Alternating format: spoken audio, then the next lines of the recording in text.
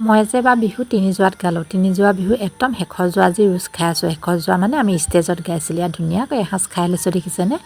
সকলোখিনি পৰাপক্ষত দেখাবলৈ চেষ্টা কৰিছোঁ। তথাপিতো আমি ষ্টেজত গাইছিলোঁ চাওকচোন।